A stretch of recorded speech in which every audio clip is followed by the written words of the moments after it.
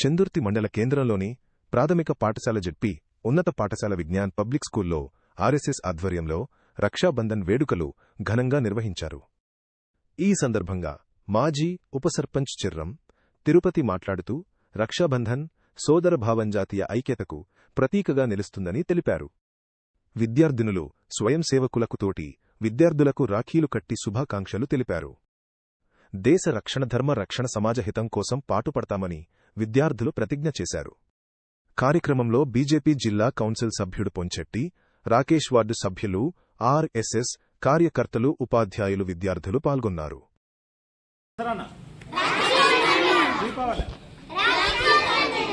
రాఖీ పండుగ వచ్చింది.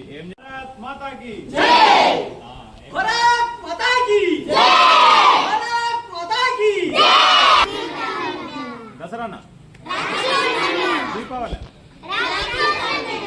రాఖీ పండుగ వచ్చింది.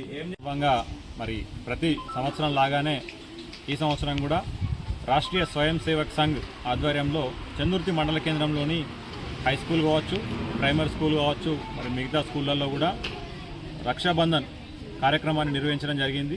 మరి ఈ కార్యక్రమం యొక్క ఉద్దేశాన్ని పిల్లలకు విపులంగా వివరించి చెప్పడం జరిగింది.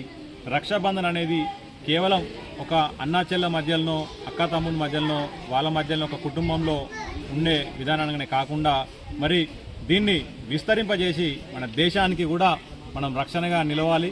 ఏ సందర్భంలోనైనా దేశ పరిస్థితిని బట్టి ప్రతి విషయంలో కూడా జాతీయతను మనం పెంపొందించాలి అనే ఉద్దేశంతో ప్రతి విద్యార్థికి కూడా ఈ విషయాన్ని వివరించి చెప్పి రక్షాబంధన్ కార్యక్రమాన్ని నిర్వహించడం జరిగింది. నమస్కారం. ఉమ్మడి కుటుంబాలే మన పల్లెల గొప్పదనాన్ని వివరించడానికి దోహదం చేస్తుందని నమ్మిన వ్యవస్థల్లో మన ఆర్ఎస్ఎస్ ఒకటి. ఆర్ఎస్ఎస్ అనగా రాష్ట్రీయ స్వయం సేవక్ సంఘ్ 6 ఉత్సవాలు నిర్వహిస్తుంది.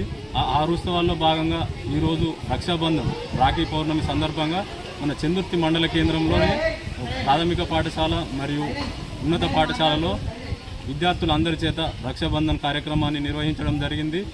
మన ఉమ్మడి కుటుంబ వ్యవస్థను బలోపేతం చేయడానికి పల్లెలు బాగుంటే పట్టణాలు బాగుంటాయి, పట్టణాలతోటి రాష్ట్రంతో పాటు దేశం బాగుంటుందనే ఉద్దేశం కొద్దీ మన కుటుంబ వ్యవస్థ బలోపేతానికి వివరిస్తూ పిల్లలకు తెలియజేస్తూ రక్షాబంధన్ కార్యక్రమాన్ని నిర్వహించడం జరిగింది. ఇట్టి కార్యక్రమానికి సహకరించినటువంటి విద్యార్థులకు మరియు ఉపాధ్యాయులకు మరియు ఈ కార్యక్రమానికి విచ్చేసినటువంటి నాయకులందరికీ ధన్యవాదాలు తెలియజేస్తాను.